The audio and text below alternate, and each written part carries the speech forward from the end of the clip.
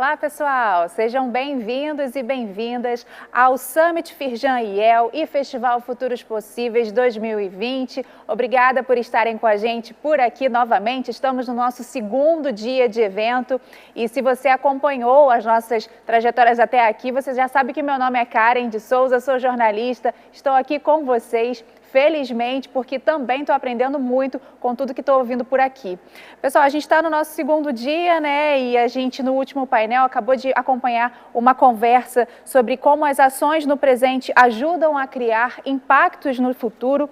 E a gente traz agora uma pergunta: como estão os estudos de futuros no mundo? Qual é o impacto socioeconômico disso nas empresas e na sociedade? Esse é o nosso tema da nossa próxima palestra e a gente convidou o Riel Miller, que é Head de Letramento de Futuro na UNESCO. Ele é PhD em economia e um dos principais designers de previsão estratégica do mundo. Welcome, Riel. Do you hear me? Yes, I do. Oh, thank you. Welcome. Thank you so much. I will talk about you a little bit before, okay? In Portuguese. Okay. Riel, I would like to thank you so much. Como eu disse anteriormente, ele é PhD em economia e um dos principais designers de previsão estratégica do mundo. E, gente, a gente está contado muito com a participação de vocês ao longo dos nossos conteúdos e agora também não será diferente. Por favor, envie perguntas pelo chat que vão ser incorporadas a um breve Q&A que a gente terá ao final da palestra, tá bom? Okay, Riel, thank you so much. Now it's on you. It's with you. Thank you very much. Thank you for your introduction. It's unfortunate that I can't understand, and I wish I could, but it's a real pleasure to be here, and I appreciate the opportunity to talk to you about issues which I think everybody feels are quite relevant today. These are issues that we all encounter throughout our lives, the kind of challenge of imagining the future and what we imagine the impact it has on what we see and what we do in the world around us today. I like to keep in mind, as somebody who's worked on the future for many years, the idea that we tend to think that the present, the world that we're living in now, is very important. It's what I call the hubris, or the pride of the now. And so there's often this feeling that the moment we're living in is the most important, the most difficult, the biggest, the fastest, the worst, but something extreme or superlative. And I therefore hesitate to say that we're living at a moment of particular crisis or particular difficulty, because there have been many difficult and crisis moments in the past. There's also been many moments when the world has been, and different parts of the world have been doing better and worse. So we have to keep this in perspective. But the current moment strikes me, as somebody who's been thinking about the future for well over 30 years, as really a moment that challenges the way we think about the future. So let me start with this kind of an idea. If you're sitting in a theater, you're watching the stage, and you're following the action on the stage, and all of a sudden the curtain closes, comes down, and you no longer see what's on the stage. Well, what's your reaction? The first reaction is likely to say, well, what's going on? And you start to look around, and you look at other people, and you look at this hall, and you say, well, what happened? What's going on here? Well, what happened with the COVID pandemic in many parts of the world? I'm currently in Paris, in France. We're confined to our homes. We stopped going to our offices. It was like the image of the future suddenly disappeared. The image of the future that had me going to my office and doing my work in my office with my colleagues, taking the metro, taking the subway, all of that stopped. And all of a sudden there was no image of the future, and I had to invent one. And this is what I think is important here, is that our images of the future are things that we take for granted. We often don't ask where they come from. What are the origins of these images of the future? There are very powerful sources of images of the future that we don't really examine very carefully or closely because we just use them and we become completely accustomed to them. One of those images struck me as an interesting one is when I went around the world in different parts of the world and I asked some young people about their image of the future. They actually, a few years ago, used the image of Wakanda, the techno-utopian image from the Marvel Comics Black Panther film. And of course, Hollywood, Blade Runner, many other images, create a sense of what the future might be like. And people look at the world around them and they say, is this the way the future might become? Am I going in that direction? How do I get there? And you see many cities in the world which look a lot like New York did 100 years ago. And today in Shanghai or in Singapore or many other cities, they start to look a lot like New York at the beginning of the 20th century. And that's a very natural reaction as well. It's the kind of catch-up and convergence. So if you think of the model of the future in your mind, very often that model is the model of an older brother, an older sister, somebody who's an adult, a hero, a heroine, somebody who you look up to and you say, I'm going to be like them. And then as you get older and more experienced, you begin to say, well, maybe despite the fact that imitation is the best form of flattery, I want to be myself. I want to be my own person. I want to be different. And then we come up to this challenge of what's my image of the future then? How do I create this image of the future that orients what I pay attention to and what I think is important? And that's where we confront, I think, one of the biggest difficulties we have today in terms of the future is what I would call poverty of the imagination, meaning we have a relatively limited understanding of where images of the future come from. Now, the future is very particular. It's kind of very unusual, meaning you can't go touch the future. You can't go and come bring back evidence or find facts about the future. We don't even know if tomorrow morning there will be a sunrise. Will the sun rise? Well, we think it will. It seems highly likely. But of course, we don't know, not until it happens. So the future is always imaginary. And therefore, we have to create our images of the future using what we know now and what we know from the past. Now, think about it again. If I asked you to describe the world around you today using a dictionary from 20 years ago, you'd say, well, look, a lot of things have happened between now and the year 2000. And the dictionary has gotten the words and the meaning of those words has also changed. And so I can't really describe the present with a dictionary from 20 years ago. Well, then if I ask you to describe 20 years into the future, I think you have the same problem.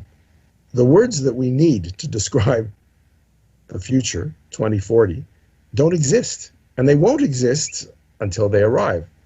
So, in fact, it's impossible to describe the future. Now, does that mean that we have to give up on the future, just be fatalistic, not make any effort to think about the future?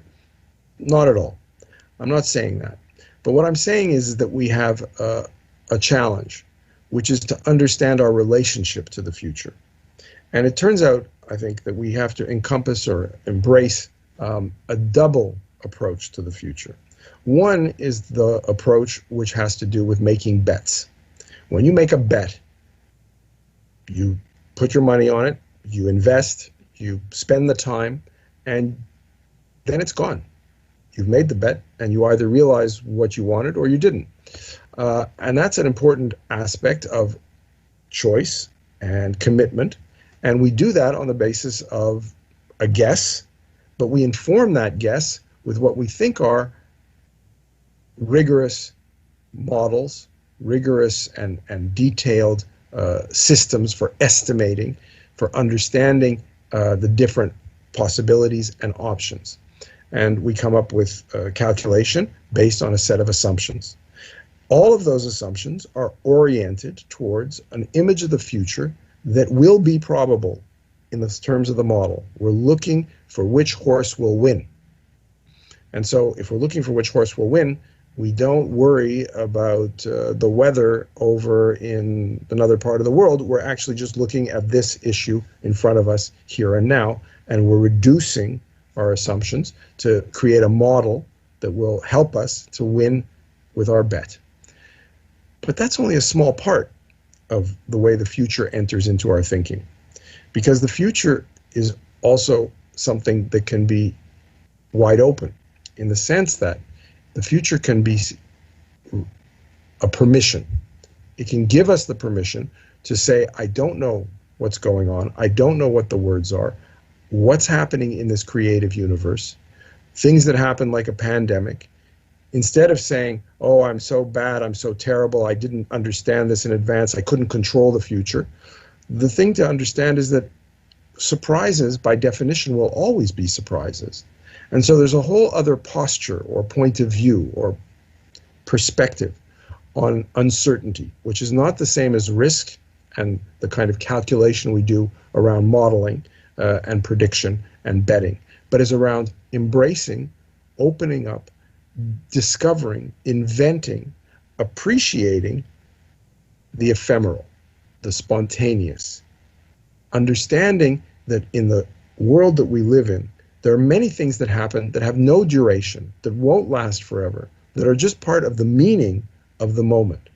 And so if we begin to embrace this dual nature of the world around us, we can begin to, on the one hand, be less anxious about uncertainty, be a little less pretentious about trying to control the future, and more open to the novelty and be more confident in our ability to invent and to be agile and adapt.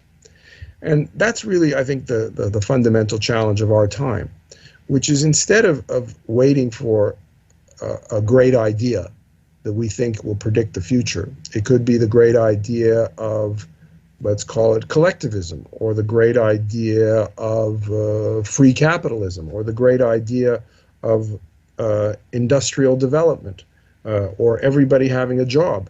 These are images of the future that orient our thinking and that restrict what we see in the world around us. If we can move away from that narrow casting, we can begin to discover many aspects of the world around us today that have meaning and potential. We don't know what that potential is, but in order to cultivate that potential, we need to be able to let go of the past and also stop projecting the past into the future. This is open futures thinking. And this is using the future for what I call emergence. Now, we often use the future for the future. That's for betting. And we use the future also for emergence. Think about this. It's an experience that most people have had. You fall in love, and all of a sudden, you're thinking of your future in a different way. You're thinking of your future with that other person. And as a result, you start to do things now, in the present, differently. You maybe buy flowers, or you plan a vacation, or you do things that you wouldn't expect. You reserve a dinner to have a romantic evening. Who knows? But before that, you weren't thinking of that. You weren't doing that. And then you get into the relationship, and let's say you decide to get married, or you decide to have a long-term relationship, and you have an image of the future of that relationship. But slowly you discover that that image of the future needs to change, that that image of the future doesn't stay fixed, that if you just stay fixed on that one image of the future, you will miss the richness of the world around you, but also it won't work because the world changes. The only thing that's certain is change. So if we make ourselves the enemy of change, if we say the only way for me to feel happy and secure is for me to kill change, then we're setting ourselves up to feel frustrated, disappointed, frightened, and really create a kind of cognitive dissonance that's I think very evident in the world around us today, where people are feeling frightened. Now, you can say, of course, it's natural.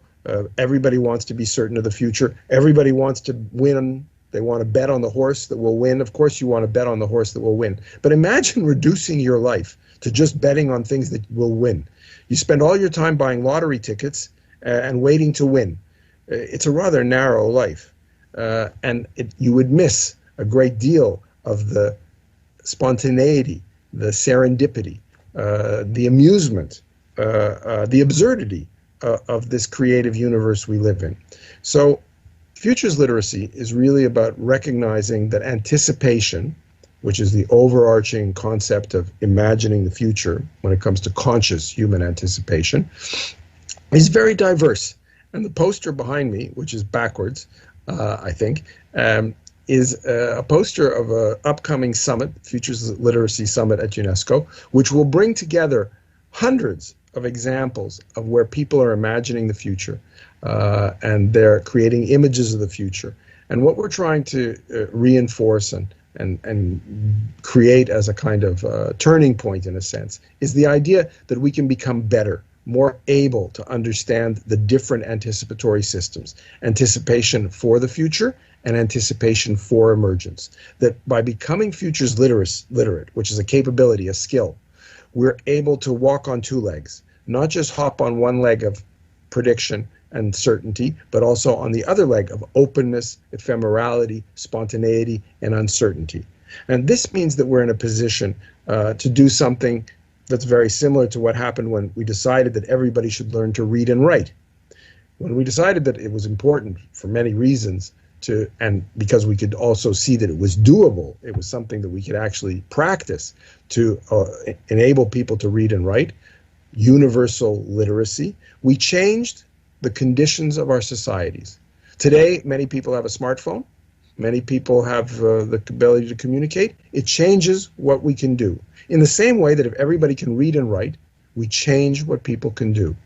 And now, with futures literacy, which what UNESCO is championing, is the idea that everybody should become futures literate so that we can become more at ease with complexity, so that we can understand that we live in a complex world. It's not more or less, it is complex, and it will always be complex. Uncertainty is crucial. And in that context, and in the context of change, we also have to be able to let go and to not be preoccupied as much as we are in the certainty side of things with immortality, with things that last forever. And in this sense, by embracing complexity, we also embrace birth and death. We also embrace the generosity of what it means to end and to allow new things to begin. And that's a generosity that has to do with creating the fertile conditions for tomorrow. Not by saying, I know how you should live in the future. Not by saying, I want to colonize tomorrow. But by saying, I have lived now in a way that takes advantage of the beauty, the wonder, and the complexity of the present. And that's my gift to the future. So that's a bit what Futures Literacy is all about. You're all invited to come to the Futures Literacy Summit. It's free. You just have to register online. There'll be 5 days of activities with over 100 booths representing futures thinking from all around the world. There'll be dozens of speakers talking about their experiences with thinking about the future. There'll be many events happening on the 10th, 11th, and 12th of December. So please, if you want to learn more about futures literacy, register, be part of the summit, become part of the World Futures Literacy community. Thank you very much. And I would look forward to some questions if there are any.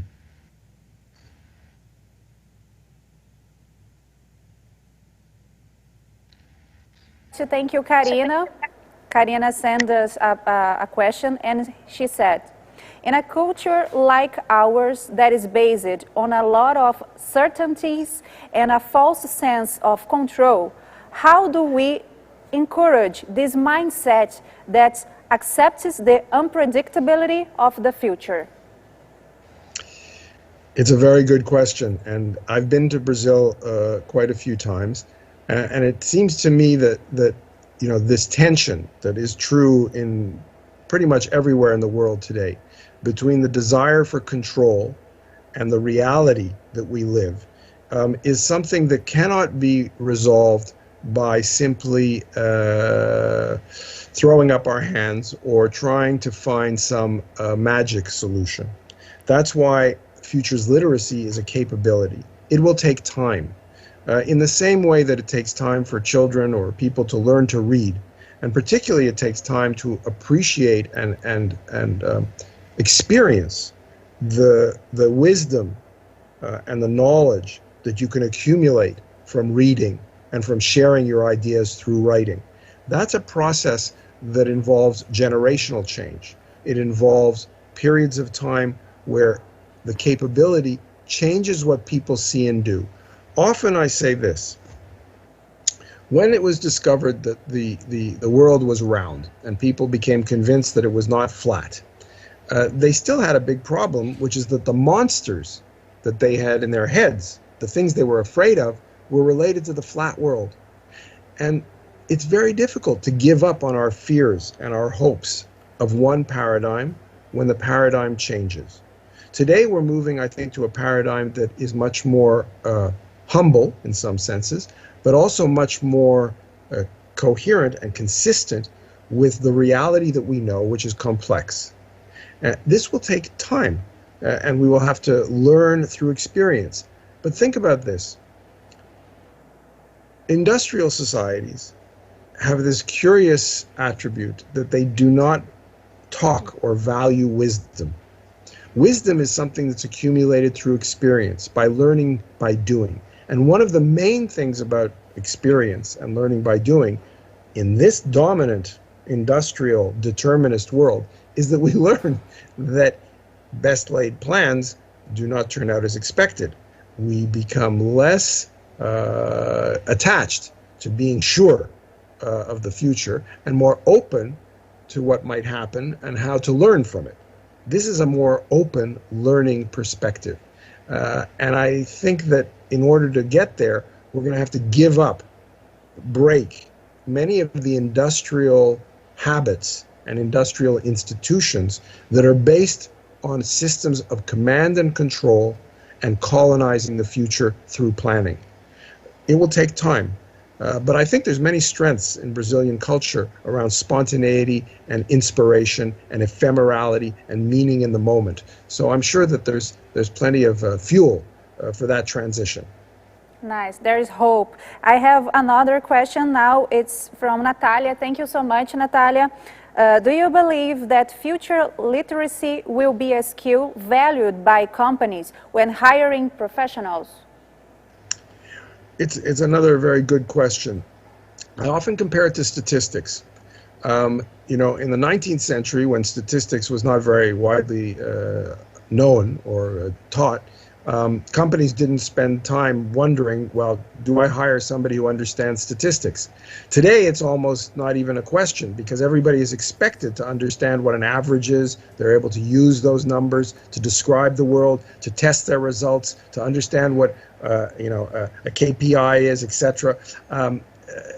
The performance is measured on the basis of statistics. We use that to describe so much of what we do. And I think that today there's a growing realization that if a company does not have the personnel that are able to look at the future from different perspectives, to be a bit more futures literate, that company will not be able to take into account what's going on in the world around. And that's one of the crucial sensitivities. Futures literacy enhances the ability of humans to take into account novelty, things that are new, and to be able to integrate those in ways that are creative. Because instead of it being a menace, a threat, something we have to try to kill, we can begin to say, how is this offering a new direction, a different way of doing things, and maybe even the end of our company and the beginning of a new company, so that we're not fixated with always repairing the old. Have you ever wondered why zombies, the zombie movies, the zombie series are so popular, The Living Dead? Well, many times institutions, organizations in this world are living dead, and we want to keep them going and going and going forever. Let's let them die and move on to something else. That's also something important for companies. Nice, Riel, thank you. We have about 1 or 2 minutes, but we have another question. It's from Luisa. Thank you so much, Luisa. Could you share any specific case of a company or organization that has implemented a future literacy project, and how has it impacted their organization? For many years, I was an independent consultant, and I worked with many different companies, including banks and banking sector and finance. I won't give the name of the companies, but it's not very difficult to actually introduce futures literacy in many different ways. One of them is to actually develop the capability of personnel to distinguish different kinds of futures. And we've been working in UNESCO, but I've been working before that on something we call futures literacy laboratories, which are one tool, there are many others, that allow people to experience different kinds of futures. And as a result, they become better able to do forecasting and to understand the use of forecasting. They become better able to use scenarios and you understand the use and role of strategic foresight. They become better able to understand what it means to give up on the future and to think about the future in an open, emergent fashion, not just as a goal. And so futures literacy is something that's accessible, that can be learned, and can be applied to specific challenges of companies, communities, governments, universities. And that way it becomes something very practical, and it enhances the performance of the community, of the organization. Okay, Riel, thank you so much for being here. Thank you. Much appreciated. Have a good summit. Ok, thank you so much. Pessoal, olha só. Bye, bye. Pessoal, olha só, é importante destacar, o Riel já fez o convite no finalzinho aí da palestra dele, né? Mas no início de dezembro vai acontecer o High Level Futures Literacy Summit. Ele acabou falando bastante sobre esse evento, que é um evento global organizado pela UNESCO e vai contar com a participação também da Casa Firjan. Então, quem tiver interesse, basta acompanhar as redes sociais da Casa Firjan, que é o @CasaFirjan, ou então entrar no site casafirjan.com.br, que lá terá mais outras informações bem em breve, viu? Obrigada pela sua companhia até aqui no nosso segundo conteúdo desse dia. E fiquem atentos que daqui a pouquinho a gente volta, você sai desse link, entra lá no nosso site e acessa o próximo link que está imperdível, viu? Não perca a próxima palestra. Daqui a mais ou menos um minutinho, 2, a gente já está pronto para começar, para recomeçar. Um beijo e até daqui a pouco.